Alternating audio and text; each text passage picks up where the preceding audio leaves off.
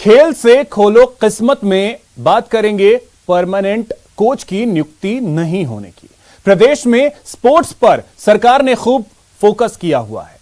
Sports को बढ़ावा देने के लिए इनामी राशि बढ़ाने से लेकर एम्प्लॉयमेंट तक बंदोबस्त किया गया है, लेकिन स्पोर्ट्स टैलेंट को राज्य में निखारने के लिए परमानेंट कोचेस की भर्ती पर अभी ध्यान देना बाकी है।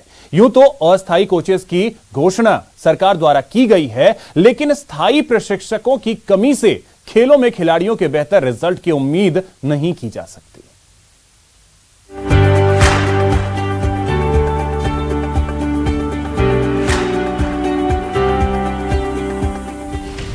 बिन कोच कैसे तैयार हो खिलाड़ी?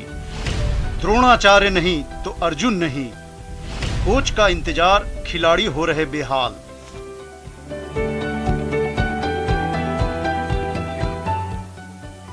सरकार करोड़ों खर्च करके स्टेट गेम्स के आयोजन के बाद अब ग्रामीण ओलंपिक का बड़ा आयोजन करा रही है, मगर खेलों का एनवायरमेंट बनाने की कवायद में जुटी सरकार के लिए खेल प्रशिक्षकों पर खास तौर पर ध्यान देने की जरूरत है, क्योंकि प्रदेश में स्थायी खेल प्रशिक्षकों की भर्ती हुए बरसों बीत गए हैं।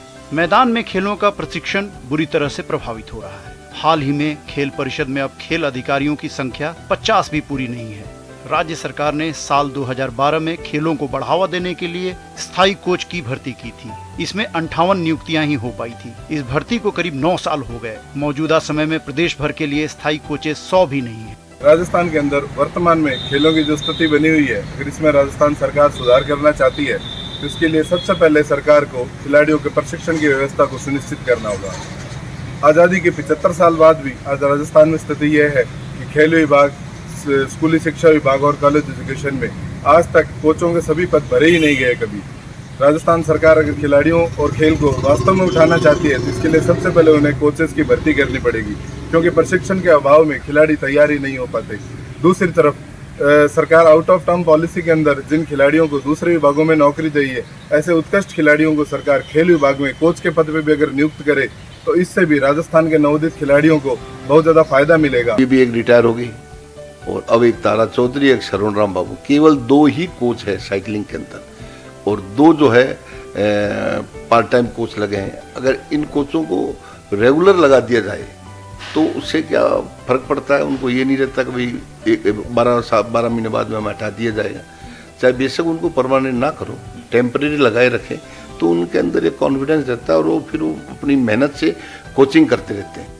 कॉन्ट्रैक्ट पर लगे कोचेस को हर महीने अंतर्राष्ट्रीय खिलाड़ी होने पर 25,000, NIS कोच को 20,000 और नेशनल खिलाड़ी को 15,000 मानदेय दिया जा रहा है।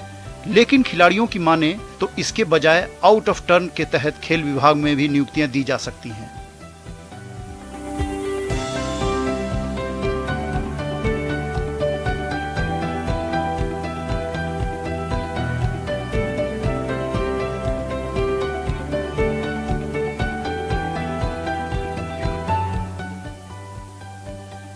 क्योंकि आउट ऑफ टर्न पॉलिसी के जरिए पुलिस एवं वन विभाग में कई खिलाड़ियों को जब नौकरियां दी जा चुकी हैं, तो फिर खिलाड़ियों को खेल विभाग में भी नियुक्त किया जा सकता है। इसके लिए पॉलिसी में भी बदलाव किया जा सकता है। खेल मंत्री की अशोक चांदना जी का ये उद्देश्य है कि इसको परिषद से खेल डिपार्टमेंट बनाया जाए और लगभग 1000 कोचों की भर्ती की जाए। उस काम में लगातार हमारा परिषद और हमारे खेल मंत्री जी लगे हुए हैं और ये काम आने वाले महीनों में आपको दिखेगा। और अस्थायी कोचों की जो बात की, अभी हमें 500 अस्थायी कोचेज की परमिशन फाइनेंस से और सरकार से मिली हुई है। लगभग हमने 200 कोचेज तो लगा दिए हैं और जो कोचेज जो नेशनल NIS से जिन गेमों में जिनने डिप्लोमा किया है, जो इंटरनेशनल खिलाड़ी हैं और जो नेशनल मेडलिस्ट हैं, उनको हम प्रायोरिटी देते हुए उन कोचों को ज्वाइनिंग करवा रहे हैं। बहरहाल खेल मैदान है, खिलाड़ी हैं और कोच नहीं है, तो फिर खेल कैसे सीखा जा सकेगा? अस्थायी प्रशिक्षकों की फौरी व्यवस्था हो रही है, लेकिन इससे कोचिंग का स्थायी हल नहीं हो सकता है। बेहद जरूरी है कि स्थायी प्रशिक्षकों को भर्ती किया जाए। आउट ऑफ टर्न के जरिए भी खेल विभाग में नियुक्तियों के प्रावधान किए जाएं, ताकि खिलाड़ियों को खेल विभाग में भी सेवाएं देने का अवसर मिल सके और उनके अनुभवों के आधार पर नए खिलाड़ी तैयार हो सके।